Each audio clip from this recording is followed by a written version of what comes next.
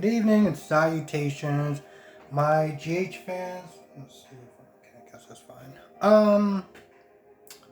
So let's get into Nina and I'm about to sit there and say Nina and Sunny. Nina and Carly. I'm gonna be honest.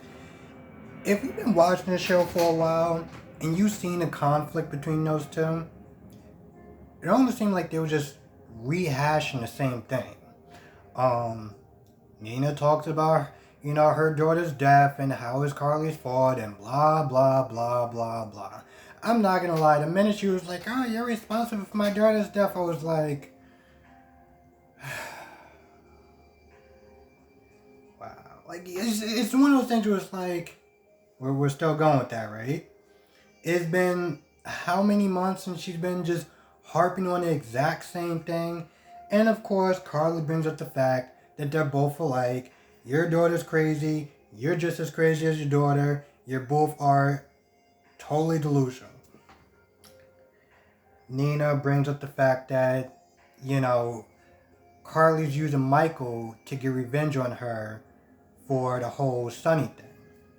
Which is completely way off base because Michael thought of that all by himself. He had no help from Carly to do that. No, that was totally him. Um, so it's the usual back and forth, blah blah blah blah blah. Nothing really changed between those two, except when Sunny came. Nina, apparently ran upstairs at that point. Like at that point, now it's time to run upstairs. And Carly pretty much was like, all right, you know what? Listen, I charged your way, and yeah, it's not gonna work. She wants war, and that's pretty much about it. Now, the interesting part was that, Nina Nina wanted to tell, what happened between her and Sunny so bad. So bad. Like she was just itching. It almost felt like she was gonna say it until Sunny walked in the room like, yo, what's going on? Now, I'm surprised Sunny wasn't like, I'm pretty sure we had this conversation like a couple weeks back about, staying away from me, my family, my wife. You remember we had that conversation? Yeah, and yet you're here. Why? Um, but no, he didn't bring that up. He just showed up and she left, and that was pretty much about it. Now, Sunny did have a conversation with Cyrus. I was so happy to see the original actor. Um, Pretty much, Cyrus wanted him to come to the jail to give him quote unquote information about who's going to be trying to take over, Sunny's territory next. But Sunny was like, you know what? I'm good. I got my life back. I got my wife, my kids. You're rotting in jail. I'm good. Kick rocks. And he pretty much just hung up the phone. He did talk to Curtis and Portia just to kind of get some information about, Cyrus's last standoff and, anything that he can use. Pretty much didn't really get much of anything. They filled him in, but it was nothing I felt like that was any value. The only thing that really, something that, Curtis is saying like, oh, well, he's behind bars and, he can't hurt us or do anything to us. I'm like, I guess you don't know Cyrus. You really don't know Cyrus. I really don't understand how they feel like just because he's in jail, oh no, we're safe, we're good. When the first time that we saw this guy, he was planning on taking out Sunny while he was in jail. But apparently I guess they just they totally forgot about that. They totally forgot about his reach and just pretty much everything else. So they're just being like, ignorance is bliss at this point. Now Portia does talk about the creepy old guy that was asking a bunch of questions, comparing notes with TJ, and they're trying to come up with theories, being kind of off base, talking about, oh, maybe he's working with Cyrus. Okay, sure, I guess we're grasping at straws here, so yeah. Other than that, not really much happened with them. So did anyone actually like the Willow and Michael scene? Because I'm gonna be honest,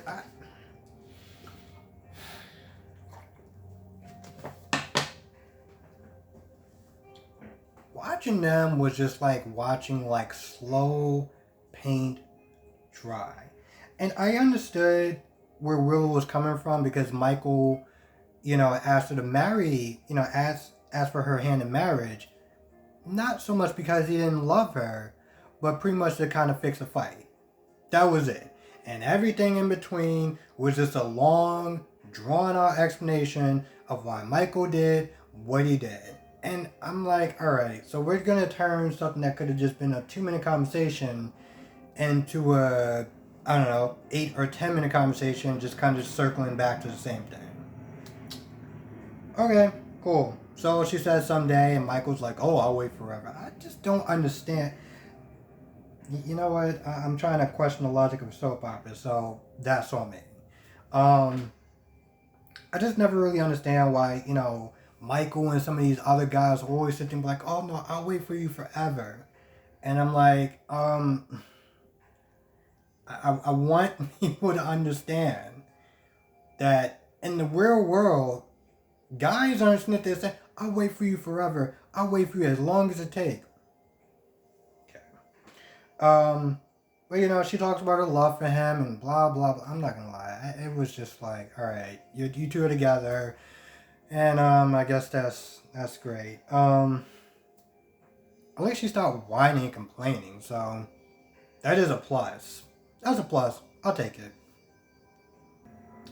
Alexis tells Sean about the deal that Nicholas presented to her, and Sean was like, "Yo, take it." Which, honestly, tell you the truth, and I'm pretty sure I'm not the only person that was like, Sean was going to sit there and tell her to take the deal because not only did Alexis get him out of prison, but he knows exactly what it's like being in prison. And even though that, Alexis is practically at Club Med, it's still jail to her. But, of course, she's not going to sit there and take it. Now that I think about it, I'm just sitting there wondering, why is she doing a lot of these scenes from behind jail? I know that, if I was a storyline or whatever, she got arrested, she got in jail, she got to a nicer jail, and blah, blah, blah, blah, blah. But, as we all know, that there's a lot of drama behind the scenes, and I'm pretty sure, Nancy isn't just mad at, the actor that plays Jax. She's mad with the studio. She's mad at the way they are going about this whole health thing. I'm going to sit there and say. So, I'm just wondering, is she still doing a lot of these things? Especially because she was like, no, I'm not getting out. I'm just going to sit there and stay and serve my time because I did wrong. And, I'm not letting Nicholas sit there and bribe me. And we're going to sit there and get to the bottom of this and yada, yada, yada. And I'm just like, is that the real reason why she's still in jail? Or is it because maybe there's certain co-stars that she doesn't want to sit there and work with?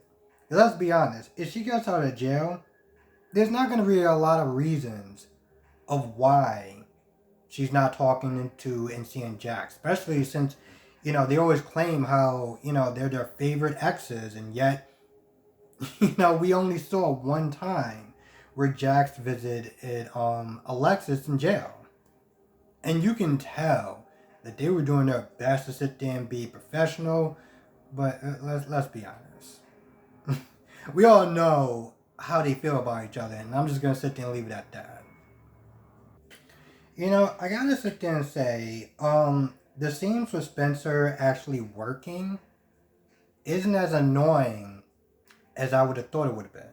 I honestly thought that he was going to be sitting there complaining and whining and being this spoiled little rich brat like he was when he was talking about, oh, well, I don't like food, now I know how much I have to pay for it. That just really irked me. So I was sitting there wondering, was he just going to be, well, a dick the entire time? But he really wasn't, and I am so grateful because it just would have been a nightmare to sit there and try to go through those scenes watching him act like the rich snob that he generally acts like. But he was fine up until he saw Ava and Nicholas, and he just clearly can't let it go from like 8 or 10 years ago. And so at some point, Nicholas talks to Spencer and tries to help him and see a reason, and you know, it, and of course it doesn't go that way. It turns negative, it turns south, and he's just being combative. So there's pretty much nothing new there. Esmere tries to manipulate Ava, and at first, I'm sitting there thinking, she's all being apologetic, and I was just trying to help Spence, and blah, blah, blah, blah, and I didn't mean to hurt you, and yada, yada, yada. And I'm like, alright, so she's clearly trying to manipulate you. You're not going to fall for that, right, Ava? And then Ava's like, well, it's not the first time that, a woman does something for a bad boy or something like that. I'm like, Ava, you're not going to let this little chick manipulate you. Somebody who's been in the game as far as manipulation and just pretty much being a bad girl for most of her life. You're not going to let this little girl sit there and manipulate you. You're going to let her manipulate you, aren't you? Yeah, you're going to. Of course you are. But she does put on notice, basically sitting there saying you get one chance and that's it. So apparently I feel like she manipulated her. So that's awesome. But, Spencer's like, when he talks to her, he's like, yo, listen, I'm going to sit there and get father to sit there and see her for who she is. So pretty much he didn't learn anything, and he's just going to sit there and keep going hard. Well, I got to sit there and say that at least it's not boring. I can be annoyed with a lot of the stuff that he's doing because it's like, bro, listen. You are upset with her for something that happened years ago. And, this whole getting revenge on Ava, I thought it was stupid since day one. Okay, and I'm not the only person that thought it was stupid. But at the very least, it's not boring, so I'll give him that. For what it's worth. Man, I must have checked my notes like about 2 or 3 times, and I feel like I covered most of everything. But like always, I feel like I missed most of it. And to be honest, for the most part, I feel like this was an okay episode. I don't like to be a negative Nancy because I know in these soap operas, especially GH, that it could be bangers, it could be amazing episodes, and then there could be, well, interesting moments, but kind of a slow episode. Not too terrible, but not like, super great. So I guess for the most part, it is what it is. But like always, I feel like I missed something. If I did, let me know in the comment section. And, question. What other soap operas do you watch besides General Hospital?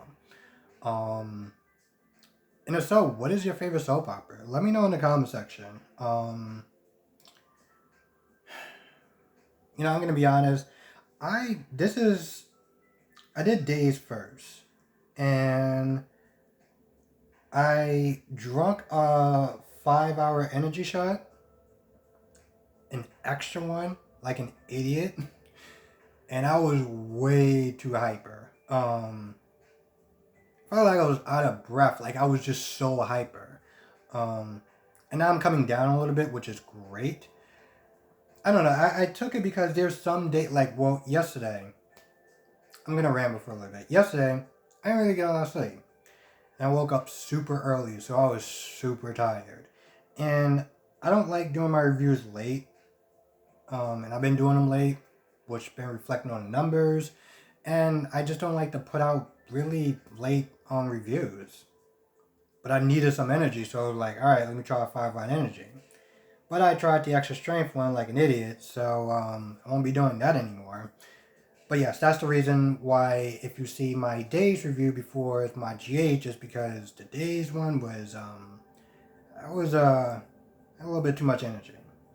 So anyway, with that being said, I'm going to go, and like I said before, let me know what your let me know what other soap operas do you watch, and what is your favorite soap opera. Write down in the comment section below, and yeah, with that being said, I'm going to go. Thank you for watching, be safe, I will see you in the next video.